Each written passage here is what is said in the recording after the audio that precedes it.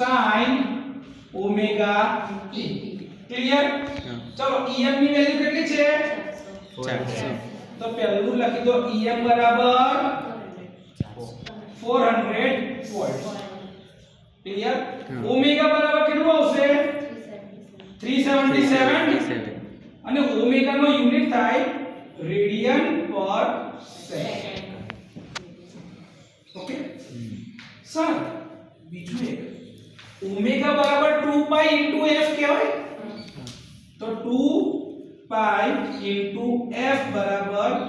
377 તો f બરાબર 377 divided by 2 pi radian માં લેવાનો હો પાઈ તો રેડિયન મોડમાં ગણતરી કરવી પડે કિંમત શોધવી પડશે ને ચલો પાઈ ની વેલ્યુ કેટલી 3.14 મૂકી દઉં હા 2 into 3.14 એટલે 377 ડિવાઇડ બાય 6.28 કેટલો થાય જવાબ આ કઈ 377 ડિવાઇડ બાય 6.28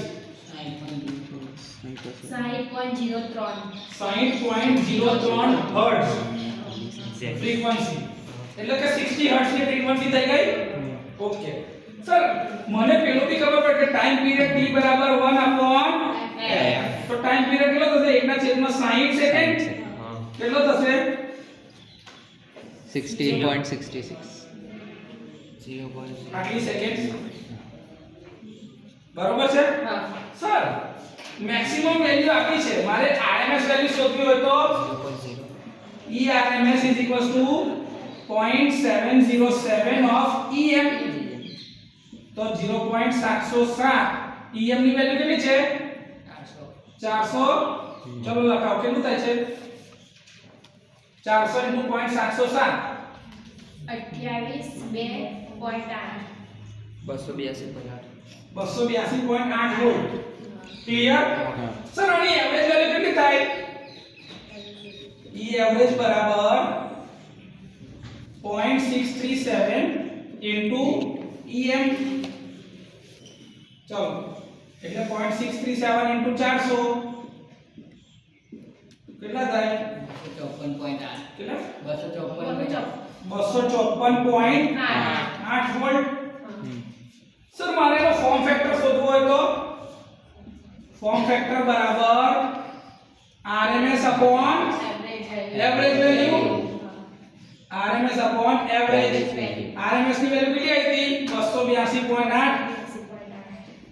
અને એવરેજ ની વેલ્યુ કેટલી છે 254.8 1.11 જ આવવું જોઈએ જવાબ 1.8 આયો યાદ કરો સાઇનોસોઇડલમાં આપણે કીધેલું હતું કે ફોર્મ ફેક્ટર 1.11 જ છે વ્યાખ્યા ગઈકાલે આપણે જોઈ ત્યારે જ કીધું કે નહીં તો આનો જવાબ 1.11 આવ્યો આ એટલા માટે કર્યું કે ચેક થઈ જાય કે આપણી બંને કિંમતો જે મળી છે એ સાચી મળી છે કે નહીં આ એક ક્રોસ ચેક છે આ ચેક કરી લેવાનું દાખલામાં પૂછ્યું હોય કે ના પૂછ્યું આપણે ગણિત નાખવાનું પીક ફેક્ટર પૂછે તો શું કહેવાય √2 * RMS પણ એ ગણવાની જરૂર છે કે મેક્સિમમ જોડે સરખાઈ દીધું તો મેક્સિમમ વેલ્યુ તો મળી જ ગઈ છે 400 / 282.8 કરશો ને એટલે જવાબ આવશે 1.414 જો પીક ફેક્ટર શોધવો હોય ને તો પીક ફેક્ટર બરાબર શું થાય કે ભાઈ maximum value upon RMS value maximum value કેટલી છે 400 RMS કેટલી છે 282.8 જો જવાબ કરો 1.41 આ જ આવશે આયો 1.4 આયુ આ ક્રોસ ચેક કરવા માટે કે ભાઈ વસ્તુ બરોબર છે કે કેમ તમને ફ્રીક્વન્સી મળી ગઈ તમને એનો ટાઈમ પીરિયડ મળી ગયો તમને એની બધી વેલ્યુ મળી ગઈ આમાં કશું બાકી રહ્યું હવે આને તમે અલગ ફોર્મમાં લખવું હોય તો તમે આવું લખી શકો કે ભાઈ small e is equals to 400 sin 2 pi into 60 into t આવું કહેવાય કે ના કહેવાય 2 pi f into t f ની જગ્યા પર મેં એની કિંમત મૂકી 60 તો આ જ ઇક્વેશન જે છે એ જા થયું હા હા આ રીતે ના લખો તો તમે આવું બી લખી શકો કે ભાઈ 400 sin 2 pi into 1 upon 0.1666 into t 2 pi 1 by t તો 1 by t વાળી જે t ની વેલ્યુ એની જગ્યા પર મૂકી દીધી